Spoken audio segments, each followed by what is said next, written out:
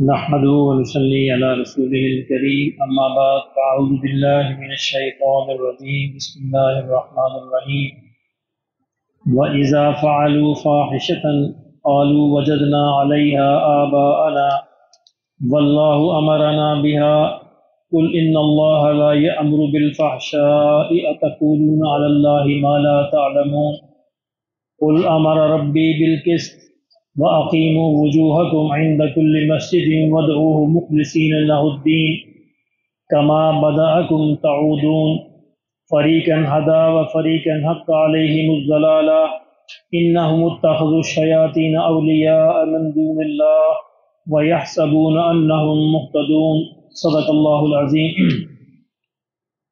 کل ہم نے دیکھا کہ اللہ رب العزت نے لباس کے جو اصول ہیں وہ بیان فرمائے، اور یہ فرمایا کہ لباس کا اتارنا یہ بھی ہماری رحمت ہے، ہماری طرف سے ہے، اور اللہ کے ہونے کی نشانیوں میں سے ہے کہ انسان کی طبیعت میں لباس کا ہونا وہ ڈال دیا ہے، اور لباس کے اسباب جو ہے اس دنیا میں اس کائنات میں مہیا فرما دیے ہیں۔ اور دوسری انسانوں کو یہ تنبیہ فرمائی، آگاہ فرمایا کہ دیکھو شیطان تمہیں اسی راستے سے گمراہ کرے گا۔ شیطان کا سب سے بڑا وار جو ہے وہ انسان کے جنسی پہلو سے ہوتا ہے، تو اس میں شیطان کی کوشش ہوتی ہے کہ انسان کو کپڑوں سے آزاد کرے، ننگا کرے، تاکہ وہ جنسی پہلو کو اجاگر کر سکے اور انسانوں کو گمراہ کر سکے۔ اس میں اللہ نے فرمایا کہ اس بارے میں تمہیں خبردار رہنا چاہیے۔ اسی تسلسل میں بیان فرمایا کہ دیکھو وَإِذَا فَعَلُوا فَاحِشَةً، کہ جب یہ لوگ جو ہے کوئی برائی کا ارتکاب، فحش کام کرتے ہیں، یہ قریش کے مکہ کے جو قریش ہیں ان کے بارے میں بات ہو رہی ہے۔ قَالُوا وَجَدْنَا عَلَيْهَا آبَاءَنَا، فرمایا اس کی دلیل یہ دیتے ہیں کہ ہم نے اپنے آباء و اجداد کو ایسے ہی کرتے ہوئے پایا۔ اب یہ کوئی دلیل نہیں ہے۔ انسان اپنے آپ کو جسٹیفائی کرنے کے لیے عام طور پہ اس طرح کی دلیلیں دیتا ہے کہ جی چونکہ ہمارے ماں باپ کرتے تھے اس لیے ہم کرتے ہیں۔ نہیں، چیز کا حق ہونا، سچ ہونا، اللہ رسول کا حکم ہونا ضروری ہے۔ ماں باپ کا کرنا کوئی دلیل نہیں ہے، کوئی ثبوت نہیں ہے اس چیز کے حق ہونے کے بارے میں۔ تو قریش جب بھی کسی فحش کام کا ارتکاب کرتے اور لوگ ان سے کہتے کہ تم بھئی ایسا کیوں کرتے ہو، تو وہ دلیل کیا دیتے کہ ہمارے آباء و اجداد بھی ایسے کرتے تھے۔ اب دیکھ کرتے کیا تھے، یعنی طواف جیسی عبادت کو انہوں نے یعنی فحاشی کا ذریعہ بنا لیا تھا۔ کیا یہ تھا کہ جو مکہ سے باہر سے جو غیر قریشی ہوتے تھے، دوسرے قبیلوں کے لوگ آتے تو قریش ان کو کہتے کہ تمہارا جو لباس ہے اس میں تو طواف جائز ہی نہیں، یا تو تم ہم سے کپڑے خریدو یا ہم سے کپڑے ادھار مانگ کے پہنو، اور یا پھر اپنا لباس اتار کے طواف کرو۔ اب تو بیچارے غریب لوگ بھی ہوتے تھے، وہ خریدنے کی استطاعت نہیں رکھتے تھے یا کہ ان کا واقف نہیں ہوتا تھا وہ ادھار لے سکیں، تو وہ بیچارے پھر ننگے طواف کرتے تھے۔ یعنی طواف جیسی عبادت کو بھی انہوں نے ایک فحاشی کا ذریعہ بنا لیا تھا۔ اور جب ان سے یہ پوچھا جاتا ہے کہ تم ایسا کیوں کرتے ہو، کہتے ہمارے ماں باپ کرتے تھے۔ تو اللہ نے فرمایا یہ کوئی دلیل نہیں ہے کہ ہمارے ماں باپ کرتے تھے۔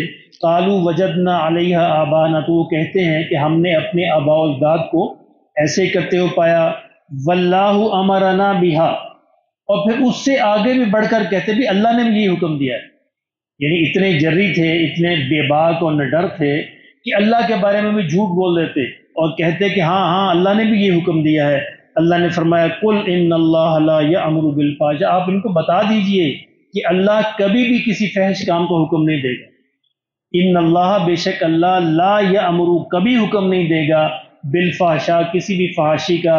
اتقولون علی اللہ ما لا تعلمون، فرمایا کیا تم اللہ پہ ایسی باتوں کا افتراء کرتے ہو، جھوٹ لگاتے ہو جن کے بارے میں تمہیں کوئی علم بھی نہیں، اپنے پاس سے باتیں گھڑ لیتے ہو، تو یہ بہت بڑا جھوٹ ہے، افتراء ہے جس کے بارے میں تم سے پوچھو گی۔ فرمایا اس کے بالمقابل اللہ تو یہ کہتا ہے قل، آپ انہیں فرمائیے امر ربی بالقسط، میرا رب تو مجھے انصاف کا حکم دیتا ہے، یعنی میرا رب تو مجھے حق بات کہنے کا حکم دیتا ہے۔ انصاف ایک ایسی ویلیو ہے اسلام کی کہ اس کو اسلام کسی صورت قربان نہیں کرتا۔ خود قرآن مجید اس بات پر گواہ ہے۔ قرآن مجید نے کہا کہ تمہارے ماں باپ بھی کیوں نہ سامنے کھڑے ہیں، انصاف کی بات ہو تو ان کے خلاف بھی کی جائے گی، ان کے خلاف بھی گواہی دی جائے گی۔ حضور نے فرمایا اسی بات پر کہ میری بیٹی فاطمہ بھی چوری کرتی تو اس کا بھی ہاتھ کٹوا دیتا۔ یعنی انصاف کے بارے میں کوئی ماں باپ نہیں، کوئی رشتہ دار نہیں، کوئی عزیز و اقارب، کچھ بھی نہیں۔ انصاف کی طرح میں کھڑے ہونا ہے. تو یہ سب سے بڑی قدر ہے، سب سے بڑی ویلیو ہے اسلام کی. ہمارے یہاں جھگڑے اسی بنیاد پر ہوتے ہیں، ہمارے گھروں میں، ہمارے ماحول میں، معاشرے میں، کہ ہم انصاف کے ساتھ نہیں کھڑے ہوتے. یعنی گھر میں بہو اور ساس کا جھگڑا اس لیے ہوتا ہے کہ مرد انصاف کے ساتھ نہیں کھڑا ہوتا، یا بیوی کی سائڈ لے گا یا ماں کی سائڈ لے گا. نہیں بھی انصاف کے ساتھ، نہ بیوی کی سائڈ لینی ہے نہ ماں کی لینی، انصاف کے ساتھ کھڑے ہونا ہے.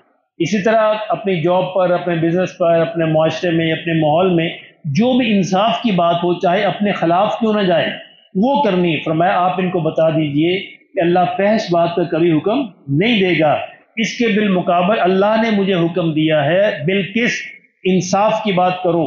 وَأَقِيمُوا وُجُوهَكُمْ عِنْدَ كُلِّ مَسْجِدٍ، اور ہر عبادت کی جگہ پر اپنے چہروں کو خالص اللہ کی طرف رکھو. یعنی جہاں بھی مسجد ہو یا عبادت گاہ ہو، وہ اللہ کے لیے ہو. مسجد میں کسی اور کو نہیں پکارا جائے گا، مسجد میں اللہ ہی کی عبادت کی جائے گی. مسجد کو اللہ کی عبادت کے علاوہ کسی اور مقصد کے لیے استعمال نہیں کیا جائے گا.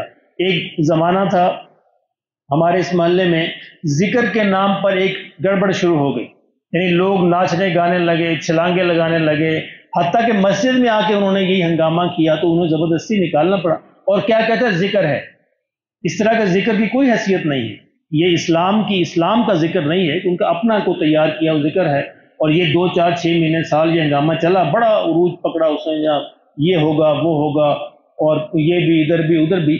میں اس سمندر کی جھاگ کی طرح اس طرح کی باتیں، میں نے اپنے ایک استاد سے پوچھا کہ حضرت کیا کریں، یہ بڑا انہوں نے تنگ کیا ہوا ہے. انہوں نے کہا کہ یہ لوگ سمندر کی جھاگ ہوتے ہیں، آپ صبر کریں، سمندر کی جھاگ خود ہی بیٹھ جاتی ہے، یہ خود ہی بیٹھ جائیں. سنت کے علاوہ جو کام ہوتے ہیں وہ چلتے نہیں. سنت ہی اللہ نے اس کو استقامت بخشی ہے، برکت دی ہے. اس کے علاوہ جو کام ہے وہ نہیں چلیں گے. مجھے یاد پڑتا ہے یہاں محفل نعت تھی، یعنی محفل نعت تھی، ہم نے وہ ذکر والوں نے کہا جی ہمارے فلاں پیر صاحب کو بلا لو. تو فلاں پیر صاحب کو بلا لیا. اب وہ پیر صاحب آئے، ایک بندے نے جناب نعت شروع کی، پیر صاحب کو وجد آ گیا. اب وجد میں جناب ایک بندے نے وہاں سے چھلانگ لگائی، یہاں پہ جمپ لگایا، وہاں سے چھلانگ لگائی، یہاں پہ، وہاں سے چھلانگ. جی مسجد میں چھلانگیں شروع ہو گئی. تو میں نے پھر زبردستی مائک پکڑ کے کہا کہ یہ جو لوگ حرکت کر رہے ہیں اس کا دین سے کوئی تعلق نہیں، یہ ڈرامے باز ہیں، جھوٹے ہیں. کیونکہ ہمارے پیر کو ڈرامے باز کا، میں بالکل ڈرامے باز، دین کا کوئی تعلق نہیں ہے. اللہ کے رسول نے کبھی خدا معاذ اللہ ایسی حرکت نہیں کی، صحابہ نے کبھی ایسی حرکت نہیں کی. تو یہ ان کی اپنی ایجاد کردہ حرکتیں ہیں. اس کے بعد اللہ کا شکر ہے کہ وہ پھر صفائی ہو گئی، پھر دوبارہ مسجد میں نہیں آئے. تو اللہ نے فرمایا کہ مسجدیں اس کام کے لیے نہیں ہیں. اگر مسجد کے اندر بھی تم جاتے ہو تو مسجد کے اندر بھی اپنے چہروں کو، اپنی نیتوں کو خالص اللہ کی طرف رکھو، اپنے دھیان کو اللہ کی طرف رکھو. آگے اسی میں عجیب بات فرمائی، وَادْعُوهُ مُخْلِصِينَ لَهُ الدِّينَ، اور اللہ کو پکارو صرف اسی کے لیے خاص ہو کر، اپنی اطاعت کو اللہ ہی کے لیے خاص ہو کر صرف اسی کو پکارو. مسجدوں میں کسی اور کو بھی پکارا نہیں جائے گا. کما بدأکم تعودون، فرمایا کہ لوگوں آگاہ رہنا، جس طرح تمہارا آغاز ہوا تھا نا اسی طرح تم لوٹائے جاؤ گے. بھول کیوں گئے ہو؟ ایسی حرکتیں کرنے سے کیا ہم بھول جائیں گے؟ تمہارا آغاز بھی تو ایسے ہوا تھا نا، اسی طرح تم اللہ کی طرف دوبارہ بھی لوٹائے جاؤ گے. جب دوبارہ لوٹائے جاؤ گے پھر تمہارا حساب بھی ہوگا. جو اللہ تمہیں پہلی بار پیدا کرنے پہ قادر ہے وہ دوبارہ لوٹانا اس کے لیے کوئی مشکل نہیں ہے. اور جب وہ دوبارہ لوٹائے گا تو پھر لازمی ہے کہ وہ حساب بھی ہوگا. فریقاً ہدا، فرمایا ایک فریق جو ہے جنہوں نے ہدایت کے بات کو مان لیا وہ تو ہدایت پر آ گیا. وَفَرِيقًا حَقَّ عَلَيْهِمُ الضَّلَالَةُ، اور ایک فریق وہ ہے، ایک گروہ وہ ہے جن پر ضلالت، گمراہی چسپاں ہو گئی. کیوں؟ ان کی کرتوتوں کی وجہ سے. اللہ زبردستی نہیں کرتا، یعنی جنہوں نے ہدایت چاہی اللہ نے ان کو ہدایت نصیب فرما دی. یہ ہدایت بھی طلب پر ملتی ہے، اگر ہدایت کی طلب نہ کی جائے اللہ ہدایت نہیں دیتا. یہ اتنی غیر اہم چیز نہیں ہے، اتنی سستی چیز نہیں ہے کہ اللہ سب کو عطا کر دے، اس کی طلب کرنی پڑتی ہے. اسی طرح جو گمراہی کے پیچھے چلتا ہے اللہ اس کی گمراہی کا راستہ آسان کر دیتا ہے.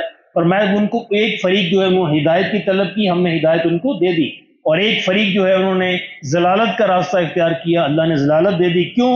انہم اتخذوا الشیاطین اولیاء، کیونکہ انہوں نے اللہ کو چھوڑ کر شیطانوں کو اپنا دوست بنا لیا.